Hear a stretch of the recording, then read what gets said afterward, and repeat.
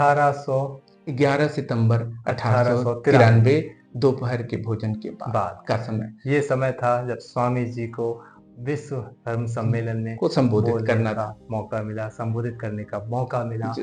और यहीं से एक शुरुआत होती है भारत के भारत बनने की। जी। तो क्या बोलते हैं? तो पहले तो वो यह सोचने लगे कि इतने बड़े बड़े लोग हैं, धर्म के इतने मर्मज्ञ लोग हैं, मैं क्या बोलूंगा। और उनके बोलने के पहले भारत से भी प्रताप चंद्र मजूमदार जैसा बड़ा कुशल वक्ता बोल चुका था, लेकिन उन्होंने मां सरस्वती का स्मरण किया। और जो ही स्मरण किया, उन्होंने लिखा है कि उनके शरीर में जैसे किसी दैवत्व का आधान हुआ। उनमें एक ऐसी ऊर्जा आ गई और उन्हें लगा कि कोई एक डिवाइन एनर्जी, कोई ऐसी चीज असाधारण अलौकिक जो अब बोलेगी। और मैं आपको बहुत विनम्रता से यह निवेदन करूंगा कि ये श्री रामकृष्ण परमहंस थे जो उनके मुख से बोले, या कोई और नहीं था, ये उनके गुरु थे। और उन्होंने बाद में स्वीकार भी किया कि चाहे पश्चिम में या भारत में जो कुछ भी उन्होंने कहा वह श्री रामकृष्ण परमहंस के ही वचन। ये एक शिष्य के नाते उनका एक शिष्य गुरु के नाते प्रति भी सम्मान था, बड़कपन था। एक शिष्य के नाते भी, किंतु श्री रामकृष्ण परमहंस बहुत पहले से जानते थे कि स्वामी विवेकानंद आगे चलकर क्या करेंगे। तो वो ये कहते थे कि तुम्हें शिक्षा देनी है। हालांकि एक बहुत मार्मिक बात है कि वो ये कहा करते थे कि ईश्वर साक्षात्कार के पहले शिक्षा देना व्यर्थ होगा। दो स्थितियों में शिक्षा देनी चाहिए, ईश्वर का दर्शन हो जाए तब, और गुरु का आदेश हो तब। माँ का आदेश था तब वो गए, और एक गुरु का पहले से ही कथन था, भविष्यवाणी थी कि तुम्हें यह करना है। क्योंकि स्वामी विवेकानंद समाधि में डूबे रहना चाहते थे। उन्होंने जब श्री रामकृष्ण परमहंस को एक महाव्याधि हुई थी और वो सैया पर लेटे हुए थे, अब जाने के दिन थे, तब वो स्वामी विवेकानंद एक दिन दौड़ते हुए बेहाल पहुंचे उनके पास। उन्होंने कहा कि सबका हो गया, मेरा ही नहीं हुआ। तो श्री रामकृष्ण परमहंस ने कहा कि मैं तो तुम्हें पहले दिन ही देना चाहता था, तुम ही कहे कि मेरे माँ है, मेरे बाप है, मुझसे ना होगा, बोलो क्या चाहते हो। तो उन्होंने कहा कि मैं 4-5 दिन समाधि में रहूं और उसके बाद आऊं सामान्य दशा में और भोजन इत्यादि करने के लिए कि शरीर अच्छा हो, और फिर समाधि में लौट जाऊं। तो श्री रामकृष्ण परमहंस ने डांटा, कहा मैं समझता था कि तू वटवृक्ष है, हजारों के लिए छांव बनेगा, तू बहुत स्वार्थी है। तो उन्होंने कहा नहीं, मैं यही करूंगा। उन्होंने कहा नहीं, तुम्हें लोक शिक्षा देनी है। उन्होंने कहा मैं नहीं करूंगा। उन्होंने कहा तेरी हड्डियां करेगी। स्वामी जी मना कर रहे हैं, स्वामी विवेकानंद मना कर रहे हैं कि मुझे समाधि के अतिरिक्त और किसी कार्य में या अनुभव मेरे संलग्न नहीं होना है। और श्री रामकृष्ण परमहंस कह रहे हैं कि तू आया ही इसलिए है, और तेरी हड्डियां करेंगी, रोए रोए करेंगे। और बाद में चल के आप स्वामी विवेकानंद का जीवन देखिए, इतना कर्ममय जीवन, और इस तरह जैसे वो घसट कर कर्म कर रहे हैं, नहीं चाहते फिर भी कर्म में संलग्न है। बाद में उन्होंने इस पर बहुत सुंदर पत्र भी लिखे। तो कहने का अर्थ ये है कि यह जो वक्तृता प्रकट हुई, ये ऐसा लगा सबको, सभा में मौजूद सारे व्यक्तियों को, कि ऐसा पहले सुना नहीं गया, न तो विचार न तो वाणी। किसी ने कहा कि पूरा हॉल जैसे एक वाइब्रेशन से एकदम से भर गया। सब लोगों ने सुना, ये कैसी आवाज है, ऐसी अलौकिक आवाज। अंश शुरुआत कैसे होती है? उन्होंने शुरू किया, और उनके पहले के लोगों ने शुरू किया था कि लेडीज एंड जेंटलमैन, ऐसे संबोधन से। उन्होंने कहा कि मेरे अमेरिकी बंधु भगिनी और भाइयों, बहनों और भाइयों, आप सोचें, ये शब्द थे उनके शिकागो धर्म सम्मेलन। हाँ, मेरे अमेरिकावासी बहनों और भाइयों, ये आरंभिक शब्द थे। ये पहले द वेरी फर्स्ट स्टेटमेंट जो संबोधन है वो यही है। और मैं इस पर एक बात सोचता हूं कि क्यों इस पर बहुत देर तक तालियां बजी। इसलिए नहीं कि स्वामी विवेकानंद पहली बार या उस मंच से कोई पहली बार कह रहा था कि मेरे अमेरिकावासी बहनों और भाई, इसलिए कि जो कह रहा था वो समुपस्थित उपस्थित जनों को बहन भाई के रूप में ही देख रहा था। ये उसकी अपनी अनुभूति थी कि ये मेरा ही भाई है, ये मेरी ही बहन है। वह आत्मा से आत्मा का संबंध जो था, जो उन्होंने गहरी समाज में अनुभव किया था, वही वाणी से मुखरित हो रही थी। इसलिए सब में संक्रांत हो गए, सबने जाना कि वो सच में मेरा ही भाई बोल रहा है, मैं उसकी बहन हूं, माने मैं उसका भाई हूं। यह जो आत्मीयता का एक तरह से अद्वैत का जो संबंध है पहली बार प्रकट हुआ। मैं किसी को औपचारिक संबोधन दूं, कुछ भी, बहन या भाई, सब लोग जानते होते हैं कि औपचारिक शब्द मात्र है, पर स्वामी विवेकानंद के वो शब्द और संबोधन औपचारिक नहीं थे, दिल से थे और गहरी अनुभूति के साथ थे। वो जो कह रहे थे बहन और भाई, तो बहन और भाई समझ रहे थे, देख रहे थे। उन्होंने पहले देख लिया था कि अमेरिकी होना या भारतीय होना, सीमाओं का होना राष्ट्रों का, या काला होना गोरा होना, आत्मा में भेद उत्पन्न नहीं कर सकता। आत्मा आत्मा में भेद नहीं होता। और ये पहला वाक्य, ये संबोधन मात्र लोगों को छू गया और अनायास तालियां बज उठी। तो इन तालियों की गड़गड़ाहट के साथ पश्चिम में जो है शिकागो धर्म सम्मेलन में क्या संदेश गया लोगों को? जो संदेश गया वो तो भारत के 5000 साल के चिंतन का सार था, किंतु सामयिक संदेश यह था कि जिस देश में ईसाई मिशनरियां अपने लोग इसलिए भेजती हैं कि वहाँ के लोगों को धार्मिक बना सकें, शिक्षित बना सकें, सभ्य बना सकें, वो अप्रासंगिक है। स्वामी विवेकानंद जब बोले तो लोगों ने देखा भारतवर्ष से बहुत कुछ सीखने की आवश्यकता है।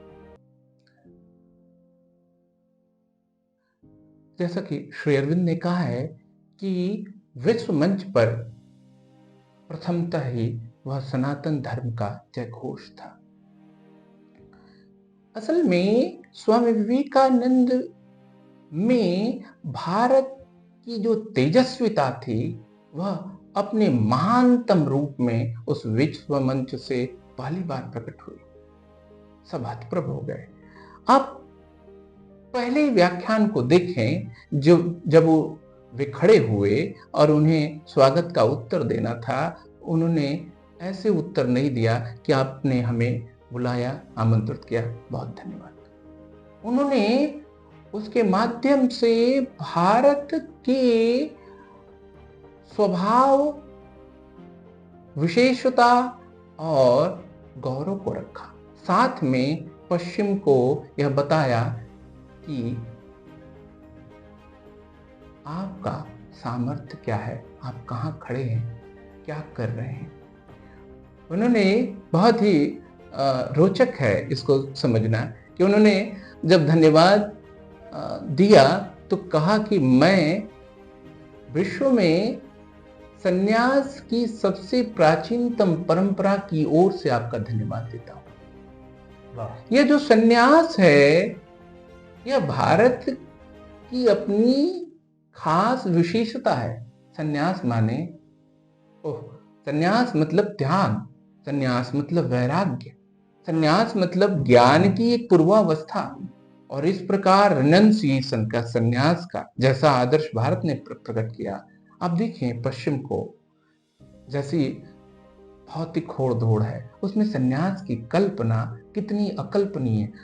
तो उन्होंने संबोधन दिया और सन्यास को सर्वोपरि रखते हुए पश्चिम को जो धन्यवाद वो कर रहे हैं विश्वमंच से, पश्चिम के समाज को, बुद्धिजीवियों को, किनकी तरफ से कर रहे हैं? सन्यास की प्राचीनतम परंपरा की ओर से वो धन्यवाद दे रहे हैं। स्वयं सन्यासी हैं।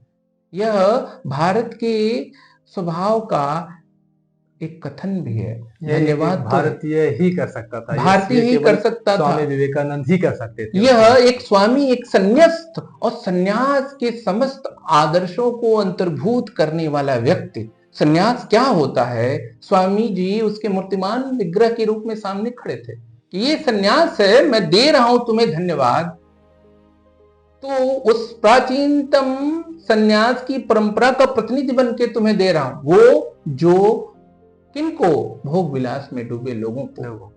दूसरा, उन्होंने कहा कि धर्मों की माता की तरफ से मैं धन्यवाद देता हूं। आप देखें उनके स्वागत का जो उत्तर है, धन्यवाद है, वह कितना विशिष्ट है, अप्रतिम है, अद्वितीय है। धर्मों की माता की ओर से, माने हिंदू धर्म, माने सनातन धर्म, माने भारतवर्ष की ओर से मैं धन्यवाद दे रहा हूं। धर्मों की माता, समस्त धर्मों की जननी की तरफ से भारत को बड़ा कर दिया।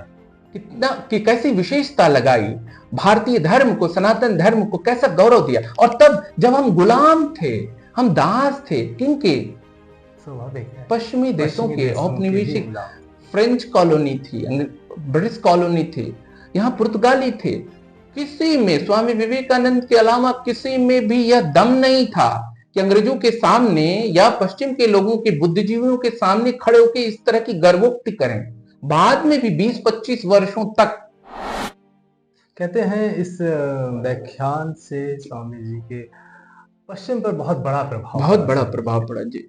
और भारत जो है एक आध्यात्मिक गुरु के रूप में, सांस्कृतिक विरासत के रूप में देश जाना जाने लगा, जहां पश्चिम के लोग भारत को जो है एक साफ सफेरों का देश समझते थे। और इस व्याख्यान के बाद भारत की एक अलग पहचान जो है सांस्कृतिक विरासत के रूप में भारत को स्वीकार किया गया। तो क्या प्रभाव पड़ा पश्चिम पर? बहुत व्यापक प्रभाव पड़ा। और जब स्वामी विवेकानंद ने भाषण खत्म किया, जैसा कि सिस्टर निवेदिता ने कहा है कि उनके विचार थे जिस पर उनको बोलना था, हिंदू धर्म के विचार। जब वो बोलना शुरू किए तो उनका विषय था हिंदू धर्म के विचार। जब वो बोलना खत्म किए तब तक हिंदू धर्म का सृजन हो गया था उस धर्म सभा में। और उसके बाद किसी को वो महत्ता नहीं मिली जो स्वामी विवेकानंद को मिली। अगले दिन समाचार पत्रों में भारत का वही सन्यासी छाया हुआ था और सबकी दृष्टि बदल गई। समाचार पत्रों ने लिखा कि हम कितने बड़े बेवकूफ हैं जो भारत में धर्म प्रचार के लिए पादरी भेजते हैं या अपने लोग भेजते हैं।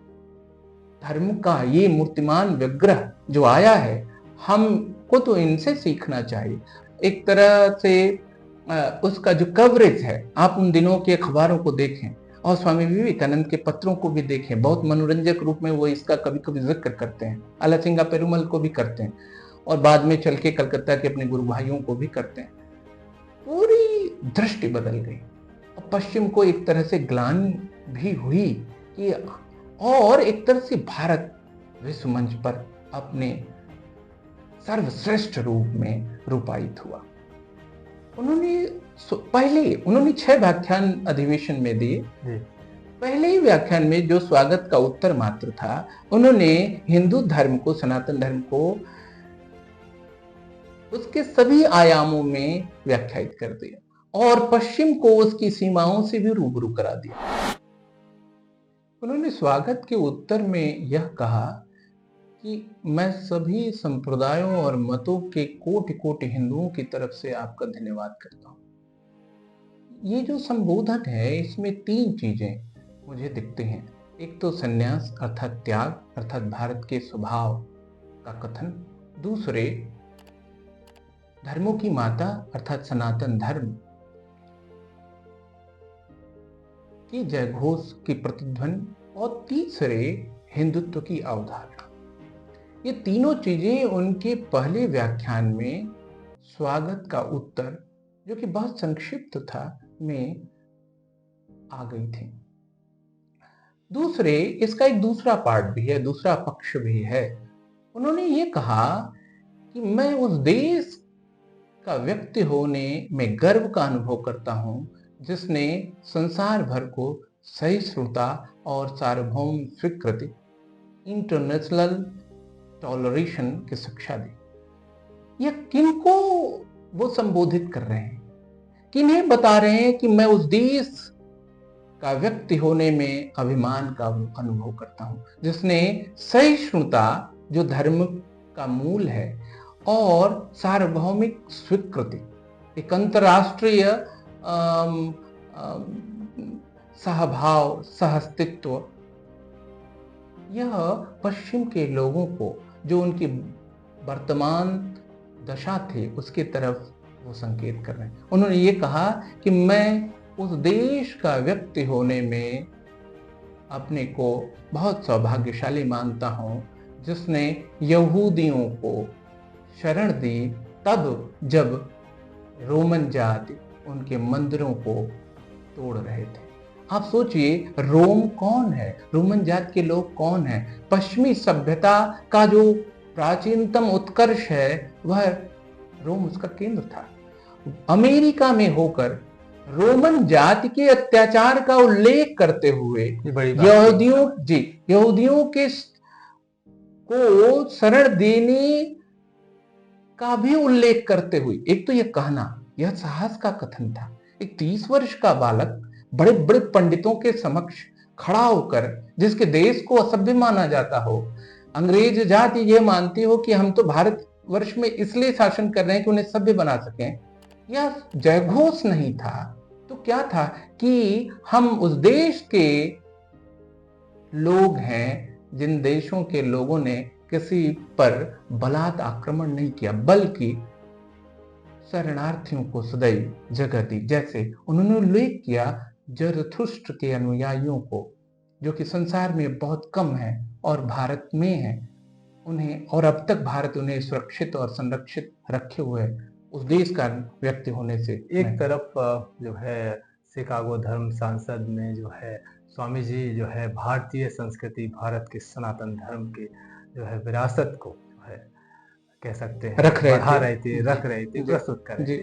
तो उसी समय भारत में उसका प्रभाव क्या, भारत के लोग उस समय क्या देख रहे थे, कैसे देख रहे थे इस घटनाक्रम को? क्योंकि स्वाभाविक है, मुझे लगता है कि इस समय जिस समय भारत को जो है प्रतिनिधित्व एक तरह से हो रहा था शिकागो धर्म सांसद में, स्वाभाविक है भारत में भी उसकी गूंज, उसकी चर्चा जरूर सुनने देखने को मिल रही होगी। बहुत आश्चर्य की बात है, और आपके प्रश्न का जो उत्तर है जो मेरे द्वारा दिया जाएगा उससे तत्कालीन भारतवर्ष की मानसिक दशा के बारे में भी संकेत मिलेगा।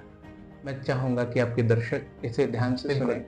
जब स्वामी विवेकानंद की अमेरिका में धूम मची थी, भारतवर्ष में कोई उनके बारे में जानता नहीं था। और मैं आपको बताऊं, जैसा मैंने कहा, उन्होंने श्री मां को ही मात्र बताया था, उन्हीं से आदेश लिया था। आला सिंगा पेरुमल जानते थे, दो भाई। उस समय भारत का जो मीडिया था जी, क्या उनकी चर्चा उस समय कहीं कोई चर्चा नहीं थी, जबकि पश्चिमी समाचार पत्रों में धूम मची हुई जी। और भारतीय धर्म और संस्कृति की सर्वत्र चर्चा होने लगी थी। स्वामी विवेकानंद के वक्तृता के माध्यम से भारतवर्ष शून्य पड़ा हुआ था, उसे होश ही नहीं था, न वो होश में आना चाहता था। एक आपको बात बताऊं, जब उनके गुरु भाइयों को भी सूचना मिली कि कोई भारत का सन्यासी शिकागो धर्म संसद में सभा में बहुत अच्छा बोला है और उसकी धूम मची है, तो उन्होंने सोचा होंगे कोई।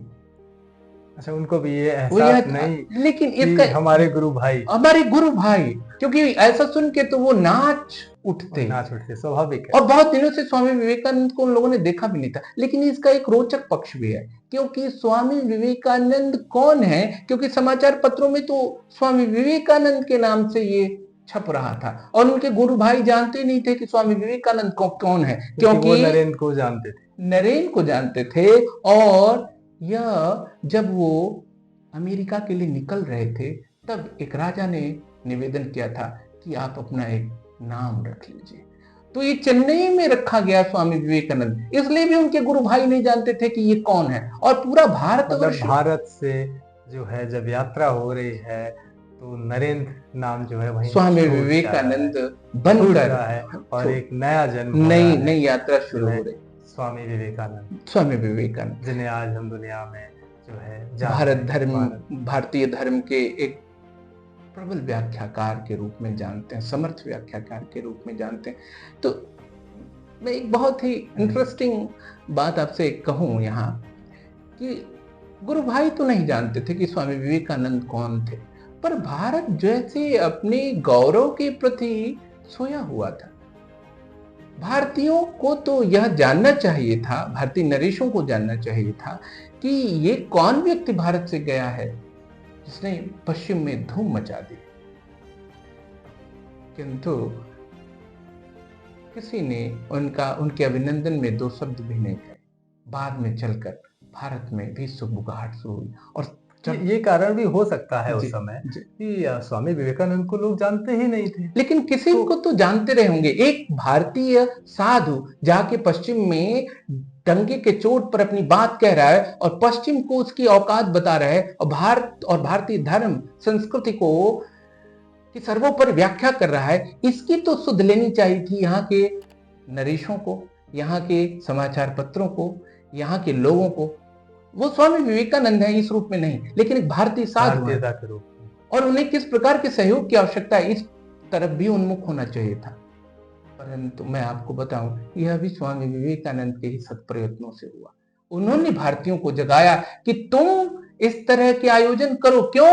क्योंकि पश्चिम में मेरी स्थिति बनी रहेगी कि वो भारतीय लोग इन्हें जानते हैं, समर्थन है, क्योंकि यहाँ के लोग वहां के लोगों का समर्थन चाहते हैं।